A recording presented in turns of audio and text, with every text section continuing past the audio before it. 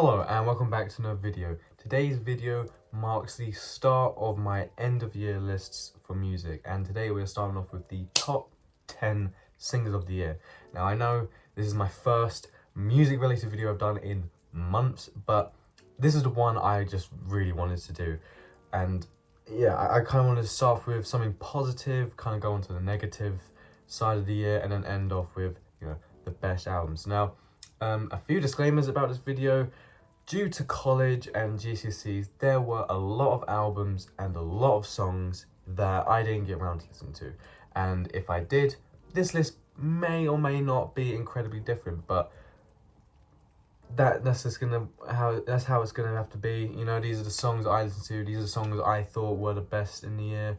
And yeah, let's just get straight into it. One other thing I wanted to do before I started this video was list a few honorable mentions, and just another disclaimer as well that I forgot to mention. I'm only doing one single per artist, so there's some artists where if I included all the singles I like by them, the list wouldn't be very varied, if you know what I mean. So anyways, let's get straight onto the honorable mentions. I'm not going to go over these in any detail really, just because this video would be way longer than it should be, so I'm just going to listen off one by one. So I've got Every Rule by Charli XCX, Battery Not Included by Horror, Love Island Freestyle by Nico B, Trip by Young Lean, Shirt by SZA, Bleed a River by Cemetery, Haunted Hayride by Buckshot, the Ronaldo Sui track by IShowSpeed. I don't care what you say, that song is fun as hell and the beat goes hard. I've also got Zip Codes by Joey Badass, Talk by Yeats, Glimpse of Us by Joji, Your Man by 2006 WR, Nightwalker by Sick Boy Rari, Snowfall by One Heart and Raidenshi, I can never pronounce the artist's name, Skin and Bones by 070 Shade, and a song I so badly wanted to be in my top 10 because I love it. It's so unique with all its multiple beats in it, but sadly it just could not reach the top 10, and that is Emperor of the Universe by Babytron. Now, let's start this list properly. I'm glad those honorable mentions did come out this year, but I just didn't think they were good enough to reach the top 10. But anyways, starting the top 10, I have Racks Stuffed in a Couch by Chief Keef. And this song goes so fucking hard, man. I mean, the fact that Chief Keef can still just release bangers after bangers after bangers just shows that he genuinely has some of the best longevity in the rap game, and he's only like 27, which just astounds me. The things I love most about this track are the aggression, passion and energy from Keef's vocals, which we haven't heard this kind of that kind of energy for a while from Keef. Not to say that his recent projects are bad or anything like that, it's just from that early era of Chief Keef, this is what he brought into his track. I mean, the beat is one of his best he's ever used, and the bars are also great as well. Again, not anything of lyrical substance, but they still go hard. And this song overall just makes me so excited for Almighty So 2. Hopefully, I'm only saying hopefully it doesn't come out this year because I've kind of finished my album rankings. So if that comes out, it might be top 10, especially if he's releasing the song list, because I heard this is going to be on the album. But regardless of that, I'm just excited for that project and all his future projects if he's still releasing songs like this. At number 9, I have I'm Fresh by Tyboy Digital. I get that this might not be everyone's favorite Drain song or just rap song in general, but what is there to hate about this song? I mean, it's so fun, it's incredibly catchy, and I don't care if majority of the song is just him saying I'm fresh, I'm fresh, I'm fresh, because it is so good. This song means a lot to me just because this was around the time when I first started getting into Drain Gang and their music. And I mean, look, when this first came out, let me tell you, I was hooked from the very minute this came out. I mean, especially when there was like a leak kind of dropped by this, I think by Tyboy himself. He just posted something to Instagram, and I was just so hyped for this song to come out. And look, I was hooked on this. I listened to this damn near every day around the first few months it came out. and for good reason. I mean, the flow is incredible, the beat is mesmerized at some points, and look, the only problem I really have with it is its length, because it is very short, but regardless, still one of my favorite songs of the year, and I highly recommend it. And at number 8, I have Driponomics by Soul Glo and Mother Mayrose. The feeling created by the song has been so unmatched throughout the year. I mean, it's so immense. You just can't escape how crazy it sounds. I mean, for me, it just feels like I'm in a bloody fight and I'm just beating the living shit out of everything and everyone, and I do not care what is happening to me. And the flow on this, my God, it's incredible. It's so smooth, which is kind of ironic, you know, because I've been saying this song just sounds so insane and crazy, but they somehow managed to float on this beat from start to finish. Speaking of the beat, one of the best this year. I just highly recommend just having your own experience with it, because it's just so hard to put into words. You just have to have your own experience with it. I also wanted to mention the feature Mother Mayrose, because while she didn't have that kind of craziness in her voice like the lead singer of Soul Glo did, she flowed on this incredibly. I mean, she was one of the best rap features I have ever heard this year, and look, I hope these guys collab again, because honestly, if I had to give this a rating, it's 100% a 10 out of 10, and without Mother Mayrose, this song wouldn't be as good as it is. At number 7, I have Turn It Up by Cochise.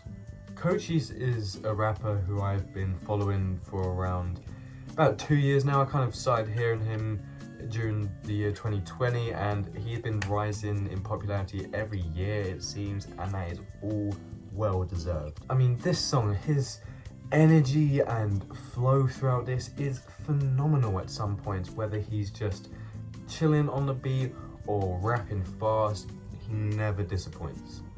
And his vocals on this were unique as always. I mean, whether he's, you know, being really high pitched or has that kind of like irritated vocals that he usually does, which has grown on me a lot, especially since his first project, where I didn't really like it at first, but it's definitely grown on me. And you know, he matched perfectly on this beat. He matched perfectly. And speaking of the beat, oh my God, there is so many parts of this instrumental which I just love. Whether it's the, you know, build up to the beat drop where it's just all silent and he's just saying turn it up, and it builds up to an incredible beat drop. There's also this lovely transition from the first section to the second section of the song, and they are both just as great as each other. Something else I love about this song is the humor with it. You can just tell Cochise was having an incredible amount of fun making this song, because look, the lyrics are stupid and dumb, but his delivery on it just makes me laugh every single time. And my favorite bar was these fellas they goofy, stretching the bread like I'm Luffy, and the shorty pull up and she moody, told her to shut up and show me that booty, haha, boobies. I mean, look, incredibly fucking stupid lyrics, but it just makes me chuckle every single time. And again, that's just kind of, you know, it's 16-year-old guy humor. I don't expect anyone to find it funny. If you don't, I perfectly understand, but I think that on top of, like I said, the beat, the flow, the energy just makes this song damn near perfect. And at number 6, very close to being in the top 5, but I think the other songs are just slightly better, I have Lobster Omelette by Freddie Gibbs and Rick Ross. I think what I love the most about this song is the attitude of it. It feels luxurious, it feels expensive, like hard to touch, you know, encased in a glass cabinet, if you know what I mean. And Freddie Gibbs himself, look, this might be of an over-exaggeration to some people, but I think this is the best way to describe him. He sounded like a god on this. His verses, his choruses on this is something to be admired by, and I think rappers should definitely look up to what he's doing, because his flow on this is outstanding. And I also like his incredible confidence on this song. Like, he has something to prove, if you know what I mean, and it matches that same attitude that the beat is giving off. It's just perfection. Rick Ross's part also has grown on me tremendously. I mean, at first, I never hated it, but I was like, I'm not too sure about this, but I was 100% wrong. I mean, he killed it. His vibe on this was just as good as Freddie's, in my opinion. The flow was incredible, the beat was incredible, the whole song is incredible. Now, we are on to the top 5 singles of the year. These are the singles that defined this year for me.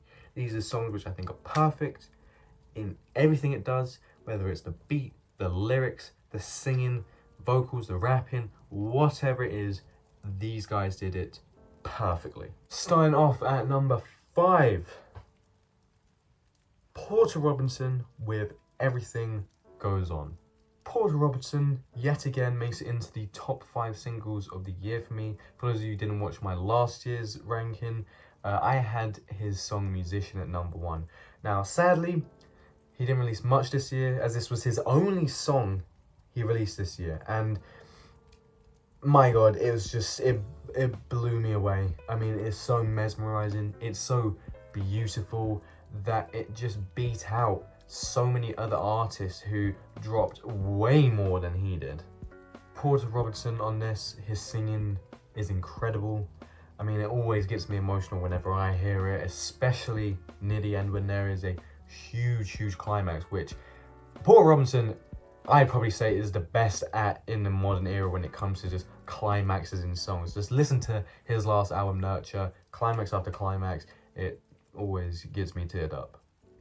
What I like most about this song is how cinematic it feels. It feels as if the song were a journey itself. And I know that kind of sounds corny, but that is the best way to describe it, in my opinion. And it makes sense because this song is actually a collaboration with League of Legends for their soundtrack. And while this is the only single he's released this year, and I doubt he's going to release another one after Christmas or just, before the year ends, but it just gets me so excited. And that's with every other artist on this list. But, he, obviously, for those of you who didn't know, he had a huge slump in songwriting as he released an album in the mid-2010s and didn't release another one until last year. He had writer's block, that's the word I'm looking for. But it just makes me so happy that he's still writing songs like this. He's still confident with the song he's making, and he should be, because this song is so gorgeous, cute, pretty, sweet. All the positive things that can describe this song is how it makes me feel. At number 4, I have Born Yesterday by Quadeca. Quadeca this year really surprised everyone, including myself this year, with how incredible his music was. He was very ambitious, and this song was definitely a great way to build up the hype for his new album, I Didn't Mean to Horn You. And while I think this song does sound better whilst listening to the album, because for those of you who don't know, this is part of a concept album, but I want to get into that because spoilers, this will be in my top 10 albums of the year. That's the only spoiler I'm giving for that list. And I think it does just sound better because it matches the story with it, but do not let that fool you because this song is phenomenal. I got into Quadeca last year when he released his first kind of major project, and what I really enjoyed when listening to that were these songs that were very overwhelming and larger than life. And this song encapsulates all the great things about the songs, but even better. In his last project, he had a lot of climaxes and those build-ups to those climaxes, and definitely moved those aspects of his last album to his newest one, but again, even better. And especially on this song, climax after climax is beautiful and just incredible all around, especially the ones that kind of transition from the chorus to the verses. And speaking of the verses, I'm going to say this with all the honesty in my heart, it is genuinely some of the best verses I have heard all year. Quadeca on the verses switches from the very powerful and emotional singing that he was doing on the chorus and switches to some rapping in the verses, which kind of creates so many different emotions, whether that is deep sadness or frustration, which will make sense if you listen to the album, but I don't want to spoil it too much. But to show some of the emotions created from this album. I kind of wanted to go over some of my favorite lyrics on this song, because my god, they are incredible, but also very, very depressing. So I'm just gonna give a few. Now, I've been trying to unsee how you moved on from me, because it feels like without me, I've been ripped from the floor. That umbilical cord is still sort of around me. It's stuff like that where it. For those of you who don't listen to the album, it might not make sense what that means, but again, go on to Genius and read the lyrics, and it just ties in perfectly. Moving on to Quadeca himself and his singing, the biggest thing I took from this song when I first listened to it was how much he has improved vocally. Because on his last project, there were a lot of glimpses of him being a very great singer, but sometimes it just sounded a bit awkward. But on this song, he just sounds beautiful, and I know I've said this word a lot before, but just mesmerizing at some points, and especially near the end, where in my opinion it just gets tear-inducing. Now we are getting on to the top 3 songs of the year, or top 3 singles I should say, and to start off this top 3 I have See You Soon by Beabadoobee. Beabadoobee kills it instrumentally and vocally on this song, as at some parts it sounds so pretty, sweet and cozy, but when it comes to certain points like the chorus, there's such a huge wave of emotion created, especially from how Beabadoobee like harmonizes herself with the instrumental, where it builds up and builds up. It just feels hypnotic at some points. This song, among many others she released this year with her album, were fantastic. And this was probably the hardest decision I had to make throughout this list when I was making it, because she had a few other singles this year like 1036, Talk and Love Song, which were just so hard to decide from, but I just thought this song was better overall. And yeah, look, I only have positive things to say about this, and I think I always will, because this song is just perfect from start to finish. At number 2, might be a bit of a controversial pick, because I think this is many people's number 1, at least from many music accounts that I've seen, but it's mostly top 3 for most, and that is The Heart Part 5 by the one and only Kendrick Lamar. I mean, was it really a surprise that it was gonna be up this high? And like, it's for good reason. I mean, whilst this isn't my number 1 song of the year, I can't deny that this is, in my opinion, the most impactful song of the year. And I say that this is the most impactful song of the year because it felt like when this was first released, the world of music just kind of stopped, came to a crashing halt just to listen to the song. Stop whatever they were doing and just listen. And my god, what a phenomenal lead single for your comeback album.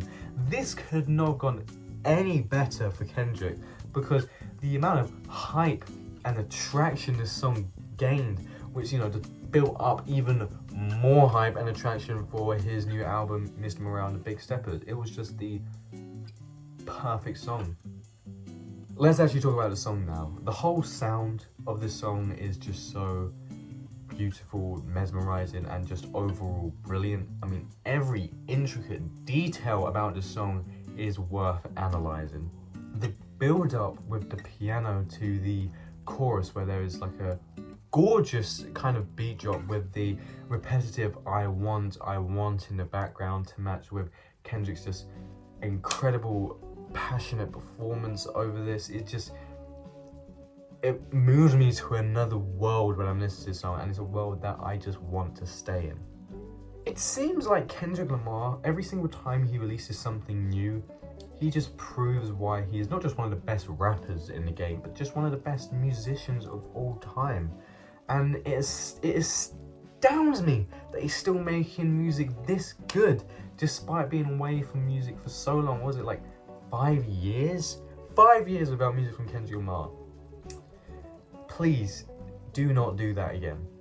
Now, moving on to the number 1 single of the year. This is not just my favourite single of the year, but one of my favourite songs of the year in general. And that is Walking by Denzel Curry. How does he do this shit? How does he manage to just make so many good songs every single year? I mean, like when I first heard this song, it blew my mind, and it still does to this day. And in my opinion, I'd probably say this is the best Denzel Curry song ever. Everything about this song is perfect, from the beginning where it's very like hypnotic and dreamy to the best beat drop of the year, because my god, oh my god, that beat drop is not just one of the best from this year, but one of the best of all time. It gets me so hyped up every single time I listen to this song, and I love how it just transitions to one of my favorite verses of the year as well. That second verse, the verse after the incredible beat drop, is something every rapper should be inspired by, because I mean it's just beautiful. I mean, and it's a weird word to describe it, because it's not something where like it's, you know, like a beautiful song like See You Soon by BBD. It's beautiful because of how impressive it is, if you know what I mean. I just think every rapper should aspire to achieve what Denzel achieved on this song. I love how Denzel can make you feel so hyped up, but also make you think deeply, especially with the incredible lyrics throughout this song. His wordplay throughout this song is amazing, like at the beginning with the bar, "Me against the world, it's me, myself and I like De La, got in touch with my soul." Me, Myself and I is a song by the group De La Soul, which I thought was really good wordplay, because obviously he just mentions De La and then says, "got in touch with my soul." You know, I just thought that was really, really good there, linking that. And the bar after, "treading softly on the path down the rockiest road, life isn't ice cream without monopoly dough, the property grows in value and rightfully so." What I really, really like about this bar is how many different meanings there are. I mean, in this bar, he uses ice cream flavor, rocky road to describe the kind of path or journey or whatever, with basically just mental health and becoming a better person spiritually, mentally, whatever, and ties that in with the ice cream flavor rocky road and just ice cream in general, because obviously ice cream is something very pleasant and sweet that a lot of people like, but that's not what life is. So he ties that in with a rocky road, because that is something unstable, which is what life is. And something else that is unstable is dealing with money, like with property. So he links ice cream again with monopoly by saying, let me get the line up again. So yeah, life isn't ice cream without monopoly dough. Obviously Monopoly is a game all about money, and dough can also mean money as well. It's another word for money, but can also just link to ice cream again with, you know, the flavor like cookie dough. And look, I know I probably explained that really badly. I did the best I could, but look, I could go into detail with loads and loads of different lyrics on the song, but the fact that these are the first two major bars of the song, and there's so much more, just shows how great the song is. I highly recommend just reading this song from start to finish.